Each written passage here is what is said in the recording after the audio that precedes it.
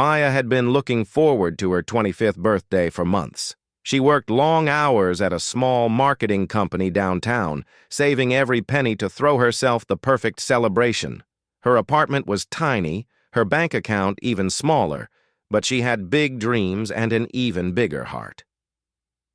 The night started perfectly.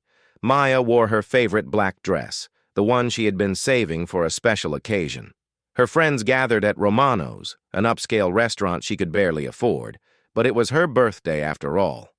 The laughter was loud, the wine was flowing, and for the first time in months, Maya felt truly happy. Sarah, her best friend since college, had insisted on ordering another round of drinks. "You only turned 25 once," she had shouted over the music. Maya remembered feeling dizzy after the third glass of wine, which was strange because she usually had a good tolerance for alcohol. The room began to spin slowly, and the voices around her became muffled and distant. "I think I need some fresh air," Maya had whispered to Sarah, but her words came out slurred and confused. Her legs felt like jelly as she tried to stand up from the table. The last clear memory she had was Sarah's worried face looking down at her, and then everything went black. When Maya woke up, the world felt different. The bed beneath her was not her familiar lumpy mattress, but something soft and expensive. Silk sheets caressed her skin, and she could smell an unfamiliar cologne lingering in the air. Her head pounded like a drum, and her mouth felt dry as sandpaper. Panic set in as she realized she was not wearing her black dress anymore. Instead, she found herself in an oversized men's shirt that barely covered her thighs. Her heart raced as she tried to piece together what had happened. The room around her was massive, decorated with dark wooden furniture and paintings that looked like they belonged in a museum. Heavy footsteps echoed from outside the bedroom door, getting closer with each passing second. Maya pulled the silk sheets up to her chin, her breathing becoming rapid and shallow. The door opened slowly and a man stepped inside. He was tall and broad-shouldered, wearing an expensive black suit that fit him perfectly. His dark hair was slicked back, and his eyes were the color of steel. "Good morning, Sleeping Beauty," he said in a deep voice that carried an accent she couldn't quite place. "I was wondering when you would finally wake up." Maya's voice caught in her throat. "Who are you? Where am I? What did you do to me?" The man smiled, but it wasn't a kind smile. It was the smile of someone who was used to getting exactly what he wanted, when he wanted it. "My name is Victor Kozlov. Welcome to my home. As for what I did to you, well, that's a longer story." He walked closer to the bed, and Maya instinctively moved backward until her back hit the headboard. Victor sat down on the edge of the bed, his weight causing the mattress to dip slightly. Maya could smell his expensive cologne mixed with something darker, something that made her stomach turn. "You see, Maya, your friend Sarah owed me quite a bit of money. Gambling debts have a way of adding up quickly, especially when someone is as careless as she was with my casino's chips." Victor's voice remained calm, almost conversational, as if he was discussing the weather. Maya's mind raced. Sarah had never mentioned gambling, let alone owing money to anyone. "That's impossible. Sarah doesn't gamble. You have the wrong person." Victor laughed softly. "Oh, she gambles all right. Poker, blackjack, roulette. She's quite good at it, actually, when she's lucky. But luck has a way of running out, and when it does, debts need to be paid." He reached into his jacket pocket and pulled out a photograph. It showed Sarah sitting at a poker table, chips stacked high in front of her, her face flushed with excitement. Maya had never seen this side of her best friend before. "Sarah couldn't pay what she owed, so she offered me something else instead. Something much more valuable than money." Victor's steel-gray eyes locked onto Maya's brown ones. "She offered me you." The room began to spin again, but this time it wasn't from alcohol. Maya felt like she might throw up. "That's insane. People can't just trade other people. This isn't legal." "Legal?" Victor stood up and walked to the window, pulling back heavy curtains to reveal a view of the city Maya didn't recognize. My dear Maya, legality is a luxury for people who don't have real power. I make my own rules. Maya tried to get out of bed, but her legs were still weak. I want to go home. Now. You can't keep me here. Victor turned back to face her, his expression becoming serious. I'm afraid that's not possible. You see, you now belong to me. Sarah signed the papers herself. Very official, very binding. Papers? What papers? That's not how the world works. It's how my world works. Victor walked back to the bed and sat down again, this time closer to Maya. Sarah explained everything to you in the car on the way here, about the debt, about the arrangement, about how this was the only way to keep both of you safe. Maya's head throbbed as she tried to remember, but everything after leaving the restaurant was a complete blank. I don't remember any car ride. I don't remember talking to Sarah about anything. The medication we gave you can cause memory problems. Don't worry, it will wear off in a day or two. Victor reached out and touched Maya's cheek gently, causing her to flinch away. But by then, you'll have settled into your new life here. New life? I have a job, an apartment, a life already. Had, Victor corrected her. Your apartment lease has been terminated. Your belongings moved to storage. As for your job, well, you've been replaced. Sarah took care of all the details. Maya felt like she was trapped in a nightmare that she couldn't wake up from. This is kidnapping. People will look for me, my family, my co-workers, the police. Victor stood up and smoothed down his suit jacket. Your family received a letter explaining that you decided to move abroad for a new job opportunity. Very sudden, very romantic. As for the police, well, they have bigger problems to worry about than a young woman who chose to start fresh somewhere new. He walked toward the door, but paused before leaving. There are clothes in the closet that should fit you. Breakfast will be served in the dining room in 1 hour. I suggest you don't try to leave this room without permission. My security team takes their job very seriously. As the door closed behind him with a soft click, Maya heard the unmistakable sound of a lock turning. She was alone in this beautiful prison, trying to make sense of a situation that seemed impossible. Her best friend had somehow traded her to a man who spoke about owning people as casually as someone might discuss owning a car. Maya stumbled to the window and looked out at the city below. The buildings looked familiar, but something was off about the skyline. After a few minutes of staring, she realized they were definitely not in her hometown anymore. The architecture was different. The license plates on the cars far below had foreign letters, and even the street signs were in a language she couldn't read. She tried the door handle, knowing it would be locked, but hoping against hope. It didn't budge. There was a phone on the nightstand, but when she picked it up, there was no dial tone. The window was too high up to even consider escaping that way, and besides, where would she go in a foreign country with no money, no identification, and wearing only an oversized shirt? Maya sank onto the bed and finally let the tears come. Her 25th birthday, which was supposed to mark the beginning of the best year of her life, had instead become the day her life as she knew it ended. She thought about her small apartment with the leaky faucet she had been meaning to fix, her desk at work where she kept a small cactus named Fred, and her weekend routine of coffee and crossword puzzles at the cafe down the street. All of that was gone now, replaced by silk sheets, locked doors, and a man who spoke about owning her with the same tone someone might use to discuss a business transaction. Maya didn't know what Victor wanted from her, or what her future in this place would hold, but she knew one thing for certain. She had to find a way to survive this nightmare and somehow get back to the life that had been stolen from her. The sound of footsteps in the hallway reminded her that Victor expected her to be ready for breakfast in less than an hour. Maya wiped her tears and walked to the closet, where she found an array of dresses and outfits that were exactly her size.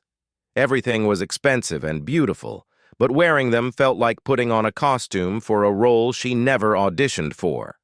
As she got dressed, Maya's mind began to work more clearly. If she was going to survive this situation and find a way home, she needed to learn everything she could about Victor, his operation, and the building she was being held in. She needed to be smart, careful, and patient. Most importantly, she needed to stay alive long enough to figure out how a 25-year-old marketing assistant from Ohio had ended up as a prisoner in what appeared to be a mafia boss's mansion on the other side of the world. Maya made her way down the long hallway, following the scent of coffee and fresh bread. The mansion was even larger than she had imagined from her bedroom window. Paintings lined the walls, each one probably worth more than she had earned in her entire life. The floors were marble, and her footsteps echoed softly as she walked toward what she hoped was the dining room. Two men in dark suits stood at various points along the hallway. They didn't speak to her or even acknowledge her presence, but Maya could feel their eyes following her movement. Their faces were stone cold, and she noticed the slight bulges under their jackets that suggested they were armed. The dining room was enormous, with a table that could easily seat 20 people. Victor sat at the head of the table, reading a newspaper and sipping coffee from a delicate china cup. When he saw Maya enter, he folded the newspaper and gestured to the chair on his right. "Good morning, Maya. I trust you slept well after your long journey." His tone was polite, almost gentlemanly, which made the entire situation feel even more surreal. Maya sat down carefully, keeping her hands folded in her lap. A woman appeared from nowhere and placed a plate of eggs, bacon, and fresh fruit in front of her. The food smelled amazing, but Maya's stomach was too knotted with anxiety to feel hungry. "I don't understand any of this," Maya said quietly, staring at the untouched food on her plate. "People don't just disappear from their lives because their friend owes money. This isn't how the real world works."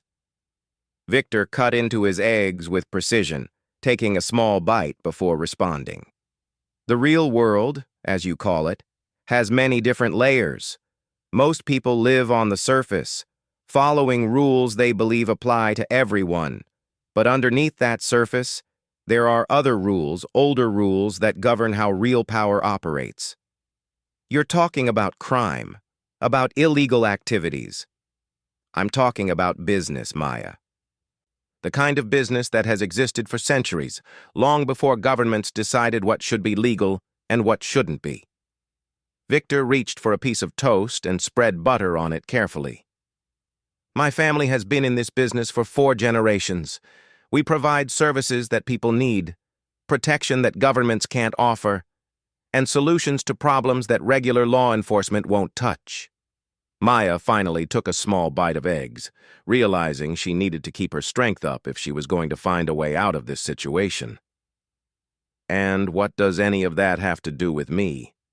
I'm nobody special. I work in marketing for a company that sells office supplies." Victor smiled, and for a moment, Maya could see why someone might find him attractive under different circumstances. He was handsome in a dangerous way, with strong features and an air of confidence that suggested he had never been told no in his entire life. "You're more special than you realize. Your friend Sarah told me quite a bit about you during our negotiations. You're intelligent, loyal, and you have a strong moral compass. Those qualities are rare and valuable in my line of work. What exactly do you expect me to do here?" Victor set down his fork and looked directly at her. "For now, I expect you to adjust to your new surroundings, learn the routines of the house, get to know the staff, and begin to understand how things work in my organization. And after that? After that, we'll see what talents you have that might be useful to me. Perhaps you'll help with some of my legitimate business operations. Perhaps you'll serve as a companion for important social functions. Or perhaps you'll find that you enjoy the lifestyle here more than you expected." Maya's anger flared up despite her fear. "Enjoy it? You kidnapped me, You've taken away my entire life and you think I'm going to enjoy being your prisoner? Victor's expression didn't change, but something cold flickered in his eyes. I prefer to think of it as offering you new opportunities. Your old life was small, limited, predictable. Here, you could have access to wealth, travel, experiences that most people only dream about. I want my small, limited, predictable life back. That life is gone, Maya. The sooner you accept that, the easier this transition will be for both of us. Maya stood up abruptly, her chair scraping against the marble floor. I need to call my family. They'll be worried sick when they don't hear from me. Victor remained seated, calmly finishing his breakfast. Your family received a phone call from you 2 days ago, explaining your sudden job opportunity abroad. You were very excited about the chance to start fresh in a new country. They were happy for you, if a bit surprised by the sudden timing. That's impossible. I never made that call. Sarah made the call, using a very convincing voice recording we had made while you were unconscious. Technology these days is quite remarkable. Maya felt sick to her stomach. You've thought of everything, haven't you? I don't leave things to chance. It's not good for business. For the next several weeks, Maya tried to find any possible way to escape. She tested every door, examined every window, and tried to befriend the staff in hopes of finding someone who might help her. But Victor's security was thorough and professional. The mansion was like a fortress, with cameras, motion sensors, and guards who worked in shifts around the clock. The staff treated her politely, but distantly. They brought her meals, cleaned her room, and provided anything she asked for within reason, but they clearly understood that she was not a guest who was free to leave. When Maya tried to ask them for help, they simply looked away and continued with their work. Victor had provided her with a library full of books, access to television and movies, and even art supplies when she mentioned that she used to paint as a hobby. But all of these comforts felt like decorations on a prison cell. The golden cage was still a cage. During this time, Maya learned more about Victor's operation through careful observation and overheard conversations.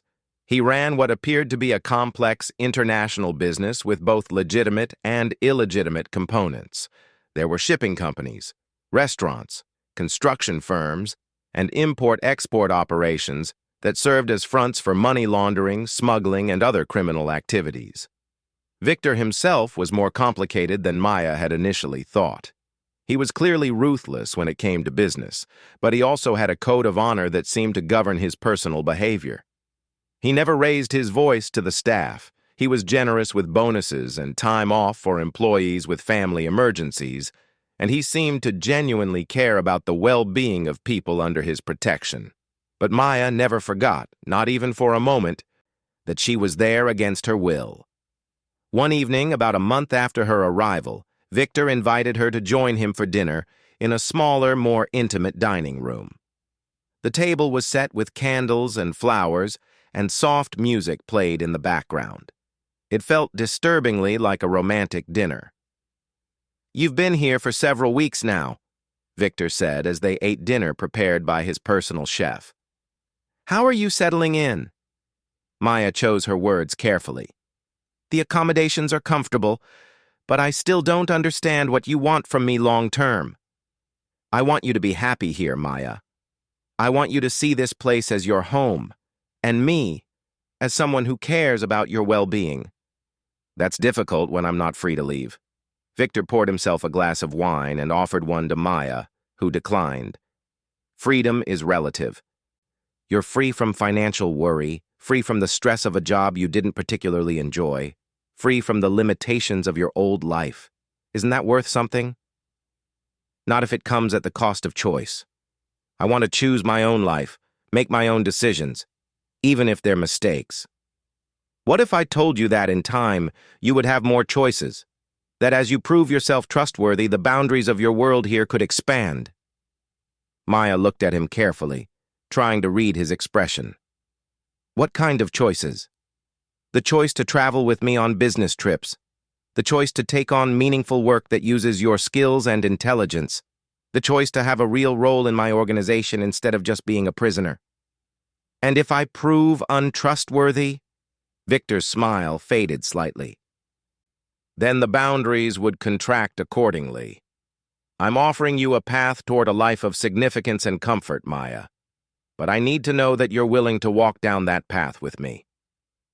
That night, alone in her luxurious prison, Maya stared at the ceiling and tried to process what Victor was offering. It sounded like he was suggesting some kind of Stockholm Syndrome relationship where she would gradually come to identify with him and his organization. The scary part was that she could feel it working, just a little bit. After weeks of isolation and stress, Victor's attention felt almost like companionship. After months of struggling financially in her old life, the luxury and comfort of the mansion was undeniably appealing. After years of feeling like her life lacked direction and purpose, the possibility of being part of something larger and more significant was tempting. But Maya forced herself to remember that none of this changed the fundamental truth of her situation. She was being held against her will by a criminal who had stolen her life and expected her to be grateful for the privilege. No amount of silk sheets, good food, or promises of future freedom could change that basic fact. She had to find a way to escape, not just physically, but mentally. She couldn't allow herself to be gradually seduced by the comfort and security Victor was offering. She had to hold on to her anger, her sense of injustice, and her determination to reclaim her real life. But as the weeks turned into months, Maya began to realize that escape might not be possible through conventional means. Victor's security was too good, his resources too extensive, and her knowledge of the local language and geography too limited. If she was going to survive this ordeal and eventually find freedom, she might have to play along with Victor's game while secretly working toward her own goals. The question was, how long could she maintain that balance before the line between pretending and reality became too blurred to distinguish? 3 months had passed since Maya's world had been turned upside down. She had developed a routine that helped her maintain some sense of normalcy in an increasingly abnormal situation. Every morning, she would wake up, exercise in the private gym Victor had shown her, read in the library, and spend her afternoons learning languages from the extensive collection of educational materials he had provided. Victor had kept his word about expanding her boundaries as she proved herself trustworthy. Maya was now allowed to walk in the extensive gardens surrounding the mansion, always with discreet security nearby, but still with more freedom than she had experienced in her first weeks of captivity. She could request specific books, movies, or art supplies, and Victor seemed genuinely pleased when she took interest in learning new skills. But the most significant change had been Victor's increasing attention to her personally. He invited her to join him for meals more frequently, asked her opinion on various business matters, and seemed genuinely interested in her thoughts and feelings.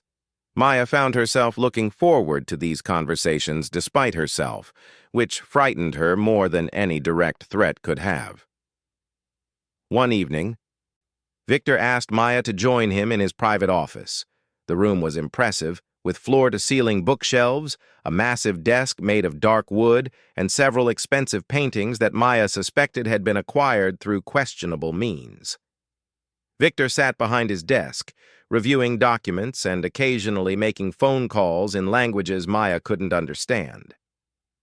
"I have a proposition for you," Victor said after finishing a particularly intense phone conversation in what sounded like Russian. "I'm traveling to Vienna next week for a business conference. Legitimate business, I assure you. I would like you to accompany me." Maya felt a rush of excitement at the possibility of leaving the mansion, followed immediately by suspicion. "Why would you want me there?" "Several reasons. First, you speak excellent English, and your German is improving rapidly. You could serve as an interpreter for some of my American and European contacts. Second, having an intelligent, attractive woman at these events helps with the social aspects of business. And third, I enjoy your company and would like to spend more time with you." "And if I say no?" Victor leaned back in his chair and studied her face. Then you would remain here, as you have been. But Maya, I think you should consider what I'm offering. This could be the beginning of a real partnership between us. What kind of partnership? The kind where you have genuine influence and responsibilities within my organization, where your intelligence and skills are put to meaningful use, where you're not just a prisoner but a valued member of my inner circle. Maya walked to the window and looked out at the gardens where she had spent so many afternoons thinking and planning. The offer was tempting, terrifyingly so. For months, she had felt useless, like a decorative object in Victor's collection. The possibility of having real work, real purpose, was appealing even though she knew it would mean deeper entanglement in his criminal enterprise. If I agree to go with you to Vienna, what exactly would you expect from me? Victor joined her at the window, standing close enough that she could smell his cologne. I would expect you to be my companion at social events, help facilitate business conversations, and represent my interests with intelligence and class. In return, you would see a different world, meet interesting people, and begin to understand the scope of what I've built. And after Vienna? After Vienna, we would evaluate how well we work together. If it goes well, there would be more trips, more responsibilities, more trust between us. Eventually, you might find yourself in a position of real power and influence. Maya turned to face him directly. And if it doesn't go well? Victor's expression became more serious. Then we would return to the current arrangement until you're ready to try again. That night, Maya lay awake thinking about Victor's offer. She knew that accepting it would be crossing a line she had sworn never to cross. It would mean actively participating in his organization instead of just being its prisoner. But it would also mean getting out of the mansion, seeing more of the world, and potentially finding opportunities to escape that didn't currently exist. More troubling was her growing awareness that she was beginning to find Victor attractive in spite of everything he had done to her. He was intelligent, powerful, and when he focused his attention on her, she felt a significance and importance that had been missing from her old life. She hated herself for these feelings, but she couldn't deny their existence. The next morning, Maya told Victor she would accompany him to Vienna. His smile when she agreed was genuinely warm, and Maya felt a flutter of pleasure that disgusted her even as she experienced it. The trip to Vienna was unlike anything Maya had ever experienced. They traveled on Victor's private jet, stayed in the most expensive hotel in the city, and attended events where business deals worth millions of dollars were discussed over cocktails and elaborate dinners. Maya found herself serving as more than just an interpreter. Victor genuinely valued her insights on people and situations, and she discovered she had a talent for reading the subtle dynamics of high-stakes business negotiations. But Vienna also opened Maya's eyes to the true scope of Victor's criminal empire. She overheard conversations about drug trafficking, human smuggling, and money laundering operations that spanned multiple continents. She met other crime bosses who treated Victor with a mixture of respect and fear that made it clear he was a major player in an international criminal network. Most disturbing of all, Maya realized she was becoming genuinely useful to Victor's operations. Her American background and innocent appearance made people underestimate her, allowing her to gather information and make connections that would have been difficult for Victor's usual associates. She was becoming complicit in activities that she found morally reprehensible, but she was also becoming indispensable. On their last night in Vienna, Victor took Maya to dinner at a restaurant overlooking the Danube River. The setting was romantic, the food was exceptional, and the conversation was more personal than any they had shared before. "You've exceeded my expectations this week," Victor told her over dessert. "You have natural instincts for this work, and you've proven yourself to be both intelligent and trustworthy." "I've just been trying to be helpful," Maya replied, though she knew that wasn't entirely true. She had been trying to be helpful, but she had also found herself genuinely engaged by the work and proud of her contributions to Victor's success. "I want to offer you something when we return home," Victor continued. "Your own office, your own responsibilities, and a salary that reflects the value you bring to my organization." Maya felt a chill despite the warm restaurant. "You're offering me a job?" "I'm offering you a life, Maya, a real life with purpose, challenge, and rewards. Yes, it would be within my organization, but it would be genuine work that uses your abilities and intelligence." "And what about my freedom?" Victor reached across the table and took her hand gently. Maya didn't pull away, which surprised her. "Freedom isn't about being able to walk away from every situation, Maya. Sometimes it's about finding a situation where you can truly flourish. I think you found that with me." That night, in her hotel room, Maya stared at herself in the mirror for a long time. The woman looking back at her was different from the one who had woken up in Victor's mansion 3 months earlier. She was more confident, more sophisticated, and more comfortable with moral ambiguity than she had ever thought possible. She was also, she realized with a mixture of horror and excitement, falling in love with Victor. The realization hit her like a physical blow. Somewhere between the fear and anger of her first weeks in captivity and the intellectual stimulation of working with Victor in Vienna, her feelings had shifted in a direction she never could have predicted. She cared about his opinion of her work, looked forward to their conversations, and found herself attracted to his strength and intelligence, even as she was repelled by his methods. Maya understood that what she was experiencing might be Stockholm Syndrome, a psychological response to trauma that caused victims to develop positive feelings toward their captors. But the knowledge didn't make the feelings any less real or powerful. When they returned to the mansion, Maya accepted Victor's offer of a position in his organization. She told herself it was a strategic decision, a way to gain more access and potentially find opportunities to escape. But she knew in her heart that it was also because she wanted to be close to him, to be important to him, to be the kind of partner he seemed to genuinely value. Over the following months, Maya became Victor's most trusted advisor.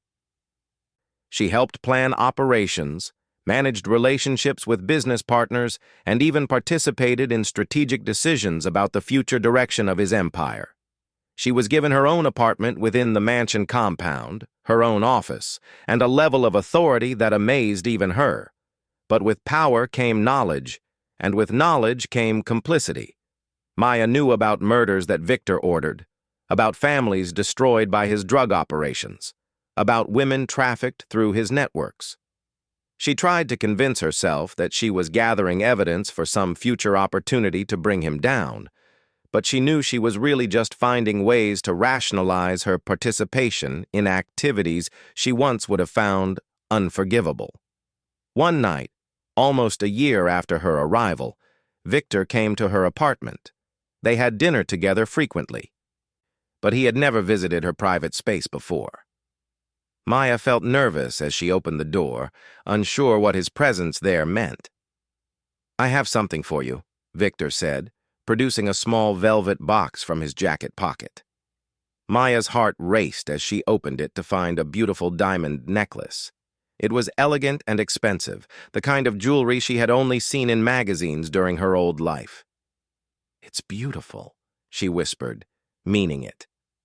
Victor moved behind her and fastened the necklace around her throat, his fingers gentle against her skin. "You've become indispensable to me, Maya. More than that, you've become precious to me." Maya turned to face him, and for a moment, they stood very close together.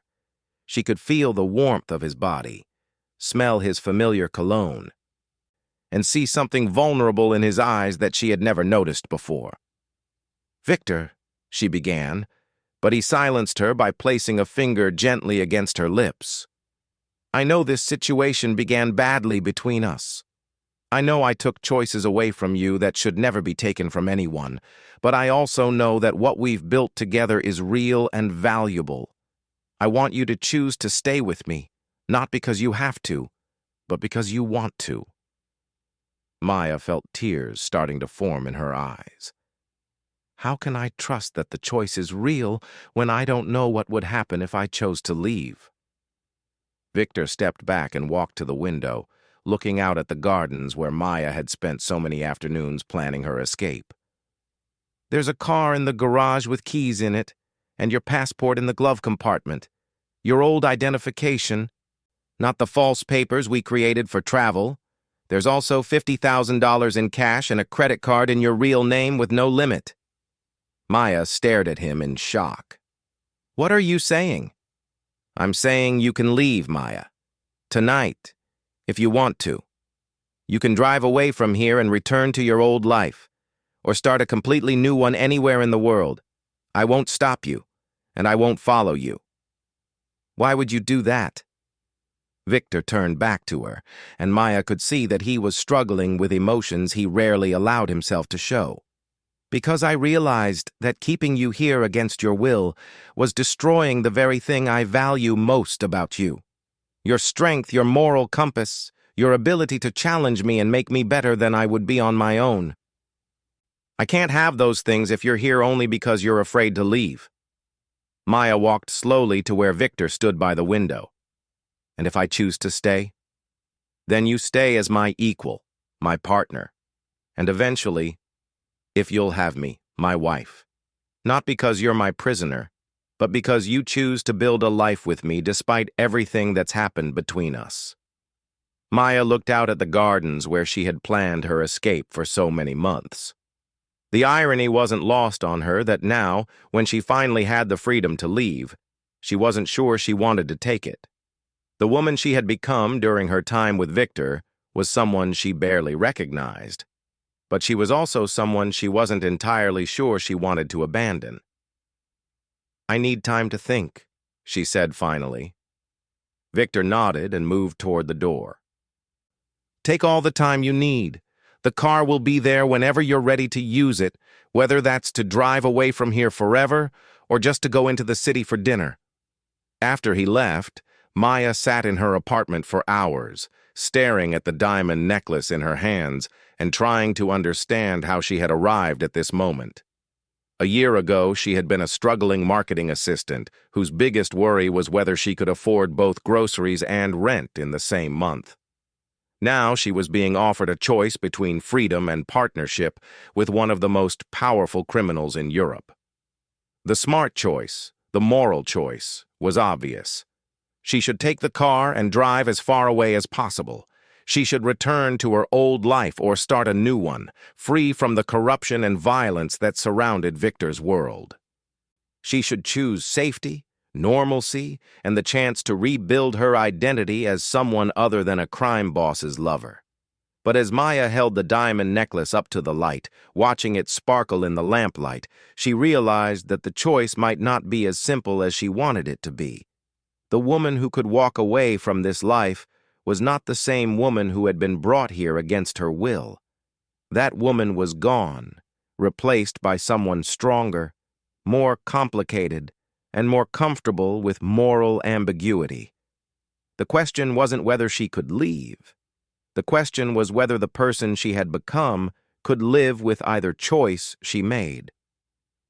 Maya placed the necklace on her dresser and walked to the window, looking out at the same gardens where she had once planned her escape.